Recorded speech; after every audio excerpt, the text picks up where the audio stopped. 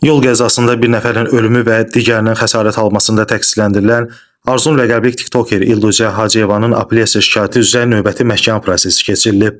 Unikal Az saytının verdiyi məlumata görə Bakı Apellyasiya Məhkəməsinin hakimi Elnur Nuriyevin sədrliyi ilə keçirilən prosesdə İlducə Hacıyevanın vəkilləri Hikmət Əliyev və Fərid Həsənov hadisə yerindən Arzumun xəstəxanaya aparan İlham İbrahimovun əlavə şahid kimi ifadə verməsi ilə bağlı vəsadət verib və vəsadət təmin edilib. Arzumun vəkillərinin sonuncu vəsadəti isə baş verən hadisə ilə bağlı yenidən kompleks ekspertizanın təyin edilməsi ilə bağlı olub. İlkin ekspertiza zamanı araşdırılmayan xüsusatların yenidən araşdırılması məqsədi ilə yenidən avtoekspertiza, video görüntü ilə bağlı ekspertiza və trasoloji ekspertizanın yenidən keçirilməsi istənilib. Müşavirədən sonra vəkillərin bu vəsadətləri də təmin edilib. Məhkəmənin növbəti prosesi qeyri-müəyyən vaxtadək təxirə salınıb.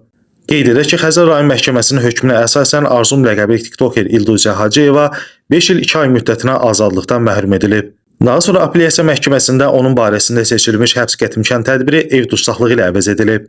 Xatırladaq ki, hadisə 2025-ci ilin iyununda paytaxtın Xəzər rayonu Mərdəkan qəsəbəsində qeydə alınıb. Qəza nəticəsində qarşı tərəfdən bir nəfər ölüb, digəri isə ağır xəsarət alıb.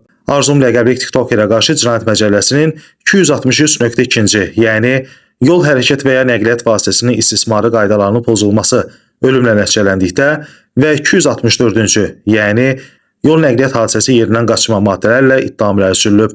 Orxan Rasifoğlu, məhkəmə xəbərləri.